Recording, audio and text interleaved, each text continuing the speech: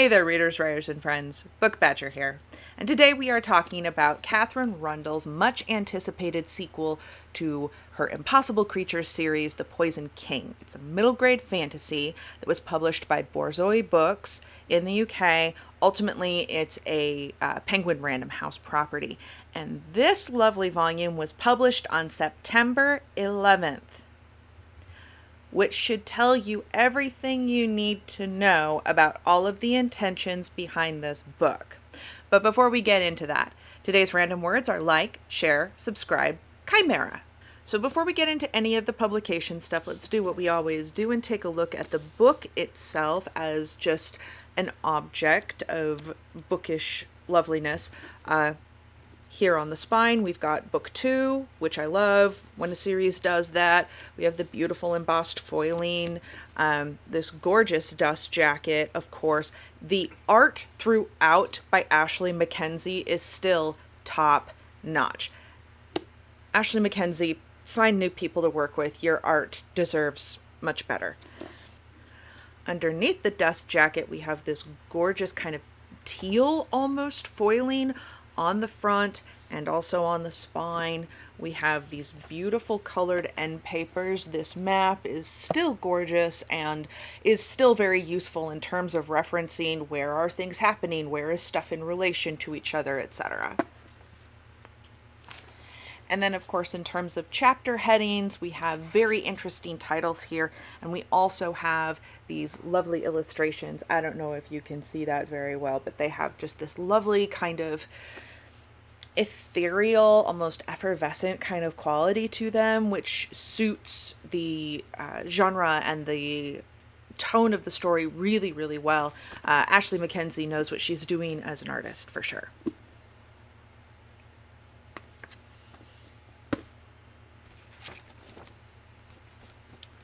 So what does this book have to say about itself? When Christopher Forrester is woken up by a tiny jaculous dragon chewing on his face, his heart leaps for joy. That's delightful, right? Tiny dragon shows up nibbling on your face and you're happy about it. And we are once again introduced to Christopher, who is, since he's mentioned first, ostensibly the main character once more. Here at last is his summons back to the archipelago, the cluster of hidden islands where creatures of myth still live. But the summons comes laced with danger. The great dragons are dying, and no one knows why. So Christopher sets off with a sphinx tooth in his pocket, determined to save them if he can. When Anya Arden is woken up by the royal chancellor, her stomach fills with dread. She is being banished from the castle. A murder has been committed. Anya knows the wrong man stands accused, but now she can't stay to prove it. So she sets off with a newly hatched chick in her pocket and a growing thirst for revenge, determined to get justice. Christopher and Anya are about to meet, in spectacular fashion on the back of a phoenix with flying arrows, and discover that their quests are intertwined. It will take every ounce of their courage, wit, and daring to protect the archipelago from the poison that threatens both kings and creatures alike. So we are promised action, we are promised adventure, we are promised that these two individuals are going to have their journeys intertwined with one another, but the way they're setting it up, it's that Christopher is still our main character, and that his quest to help the dragons is the one that comes first. The other interesting thing that they don't mention in the back cover blurb, which I find interesting, is that the wrongful man who is accused is Anya's father. She's trying to avenge her father's wrongful accusal and her grandfather's murder. Like, the king who is murdered is her grandfather. The fact that she's trying to avenge her family, you would think that would be a big, that's a very resonant sort of plot point. That's a trope we can all get behind. So I find it really interesting that they chose not to include that, and I'm not sure what the reasoning for that was exactly. As soon as we get into the book, Katherine likes to include a couple little quotations from other forms of literature and philosophy past in order to kind of inform us where the book is going. These ones are: "The croaking raven doth bellow for revenge," that's William Shakespeare from Hamlet, "and none of the animals is so wise as the dragon. He can be smaller than small, bigger than big, higher than high, and lower than low. and that's Ludian, who I believe is a Buddhist monk, who lived, around the year 1050. It's very interesting that she begins by citing Shakespeare, because she goes on in the book to insult him. Because at one point, while Anya's trying to figure out how do I get my wicked uncle to confess the murder, she posits the idea of staging a play that would, make him feel super guilty, again, a la Hamlet. So I'm not sure. It seems bad form for Katherine to quote the bard and then say, oh, but that idea is stupid later on in the book, and insult the bard. I really didn't appreciate that. As far as the prose goes, let's talk about what's working. The prose is kind of generically fine in that there weren't any typos and most of the sentences made sense. Nothing super low quality in that area. However, if you will recall from the first book, I loved the prose. I was like, this is charming and engaging, and she knows how to construct a really beautiful sentence, and she has these great metaphors, and all of that has turned out to be overcooked, verbose, wordy nonsense salad half the time in book 2. Book 2 clearly did not have nearly as much time spent in the prose and making sure that the prose was both useful and beautiful. And it's really not. In fact, it gets in the way of the story feeling resonant, because so much of the story is told rather than shown. We are told how Anya is feeling. We are told what Anya is like. We are told what's happening with Christopher. None of it resonates in the way it did in book 1. Moreover, large chunks of dialogue make no sense because they're non-responsive to each other, especially in the context of the characters who are talking. It's like, that's not how that character, based on what we know of them from previous book, would respond to one another. That's not something they would say. And so we end up with this feeling, and the reason this is happening is because the message must go forth. All of these characters are setting each other up to pontificate communist nonsense. We'll get into that later. But it robs the prose of its original charm. That bit on the back cover blurb and our initial introduction to Christopher. Again, Christopher is this little introduction at the beginning, kind of like she did with book 1, where it's tiny introduction to Christopher, tiny introduction to Mal. We get that tiny introduction to Christopher this time, and then a little bit of explanation about him going to the archipelago. That's really it. We don't get the same sort of charming introduction to Anya. In book 1, if you will recall, the two point of view characters are very balanced. It goes back and forth between the two of them with relative ease.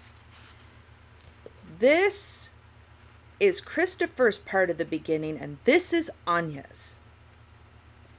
This should tell you exactly how balanced this book is. Christopher is there and part of this book almost exclusively to serve Anya's ends. While he does assert himself, he's still Christopher, he gets used a lot. And he does not get given the seriousness. He does not get given the aid that he needs. He has a tiny dragon on his shoulder saying, "You have been summoned by a greater dragon." Is supposed to get a ride there on a sphinx, and they detour to go save Anya. Here's the thing, though. Sphinx 1 could have summoned multiple other sphinxes, because she's in charge, to go get Anya.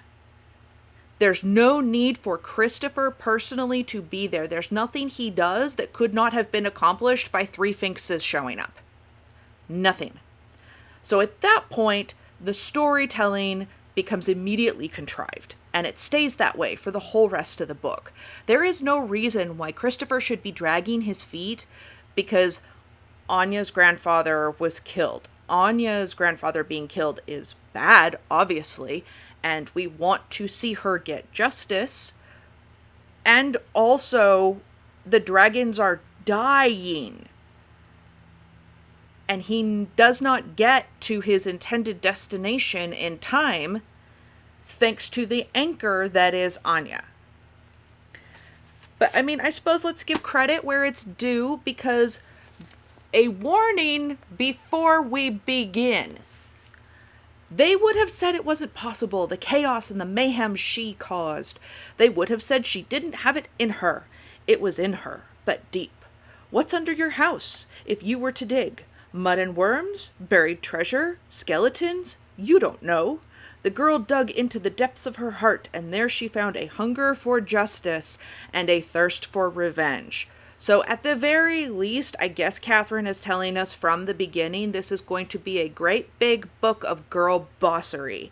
And we are told, not shown, told, again and again. I lost count after time 5. I stopped tracking times we got told that Anya is seeking justice, which apparently is a facial expression because characters she encounters along the way look at her and go, oh, I can see you are thirsting for revenge. Oh, I can see that you are seeking justice. I didn't realize justice was a facial expression. Apparently it is now. And these interactions feel more forced, more contrived as the book goes on, only to end story-wise with Deus Ex Dragon in the end anyway. So, the long and the short of it being, if Christopher had gone straight to the dragons, he might have been able to meet up with the dragon who summoned him, spoiler alert I guess, before she dies. Which means he might have been able to find the way to save them and come back more quickly.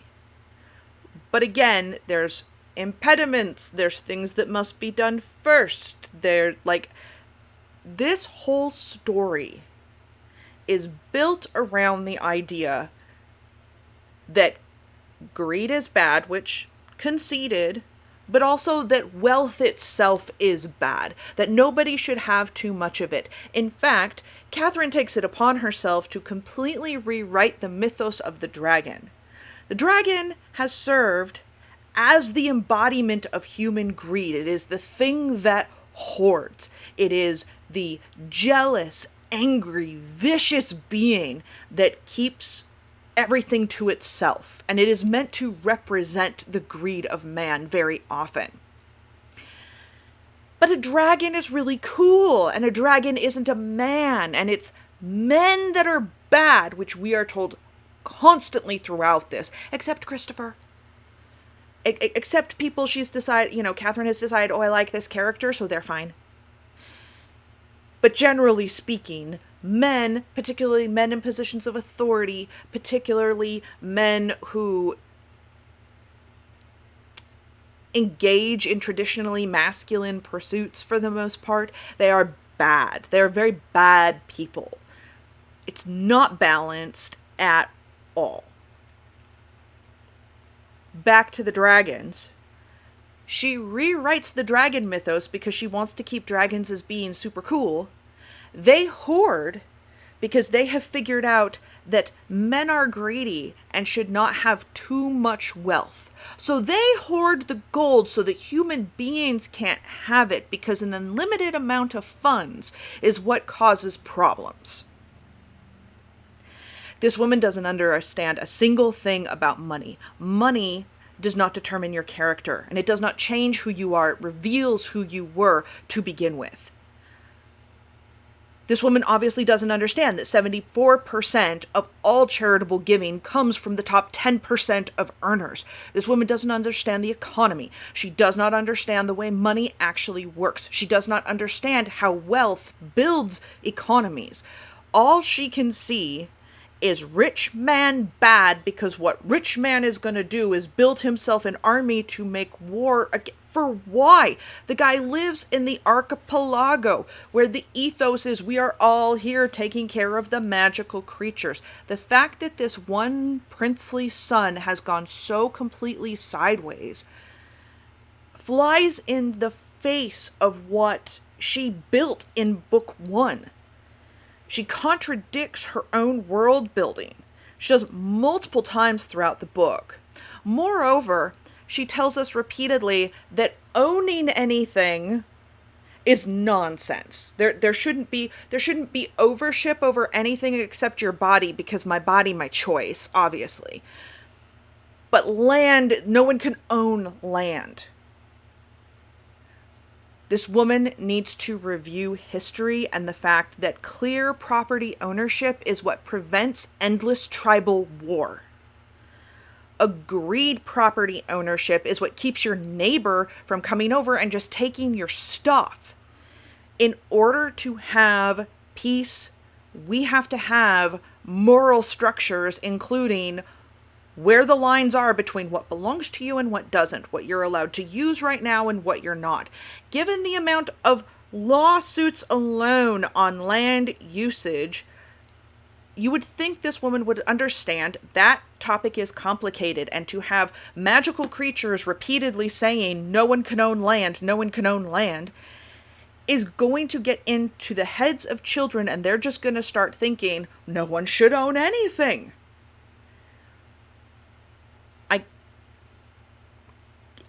I don't know. I'm so frustrated with this book. I'm so mad, because she wrote an entire book 1 to run cover for everything she knew she was cramming into book 2. Moreover, it's very clear that she and her publishers hate America. New books release in the United States on Tuesdays. Generally speaking, if you are coming from a traditionally published house, it's New Book Tuesday at the bookstore.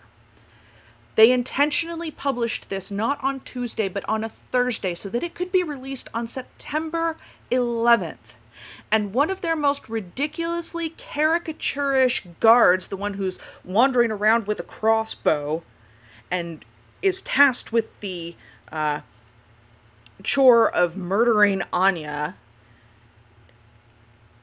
they named him Rogan. As if they didn't, like nobody's gonna associate that with Joe Rogan. Of course they are. They are making these digs intentionally.